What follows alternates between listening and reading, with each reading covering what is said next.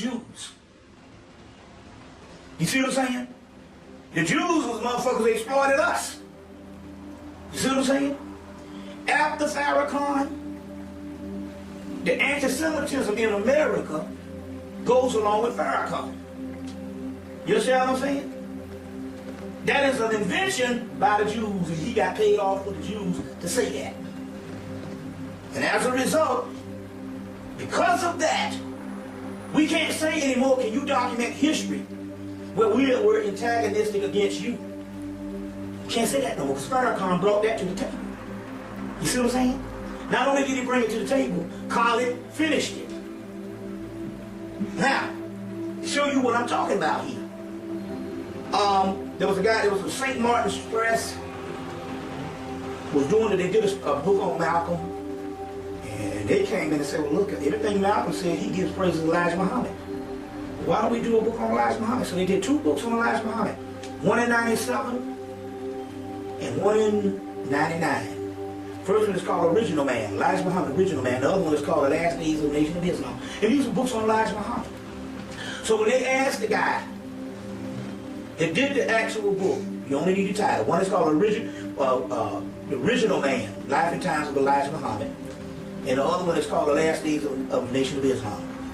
When they asked the guy who did The Original Man, what was the difference between Elijah Muhammad and Farrakhan? He said Elijah Muhammad never talked about the Jews. You see what I'm saying? He might have said all white folks was devil, but he never singled out no Jews. And he said that was the distinction. So by him singling out the Jews, and they only had to say it once, the gut religion, and they been using this shit ever. By him doing that, it legitimizes them to the rest of the world as an authentic people. So in so many words, he completed stealing the birthright from us. Because now we can't say, you understand what I'm saying? Before we never had a history of being antagonistic to the Jews and even uttering anything against them until Farrakhan made that a reality. And the only thing they had to do was to broadcast that all over the world. So him not being able to come here, you see what I'm saying, is a strategy move that was a part of the bargain to keep this misconception going. You understand what I'm saying? Even the book, the relationship between blacks and Jews, my point here is, why are you singling them out? And if he said, well, Malcolm was the first person to say something. No, Malcolm never said nothing publicly. And this is the point I'm trying to say. You get something else over the water. Let me explain something to you. And all they got to know is understand that we can do what we want, because black people and people in America, I don't know about over here, I can only speak, we only have a 3-year attention span. If I ask somebody what happened in 1995, right now they could go, they might say, I don't know. No. And what was 95? See, I can go, because I have a detailed memory. Hillbop Comet, O.J. Simpson trial, Million Man March. So we can go on and on and on. Ask them what happened in 2005, they might go with blank. 2005 was one of the biggest tragedies for black people. Katrina. Right now, people can't line up dates and stuff, so they understand when something goes down, they understand that we'll look up and we won't know the inception of it. What happened with Farrakhan is this. Black America didn't know who Farrakhan was until ABC, NBC, CBS News gave it to us based on the gut of religion. We didn't know who Farrakhan was. He's an invention of the United States government, the Illuminati, the Jews, and all of them. We had no idea who Farrakhan was. The Nation of Islam was going, he already, look, he started up back in 77, 78, 79, 80, 81, 82, 80. From 77 to 84 is how many years? 12? No, about 7 years. It had been in existence. The new Nation of Islam had been in existence for 7 years. It was the year 1984, and this is the beautiful part about it, how you got to understand mind control. You got to understand the system. They didn't even raise the Hemmitt report up with Farrakhan until they had to have a reason to even mention his name. And this is the key. Now let me show you the science on this. Nobody knew who Farrakhan was.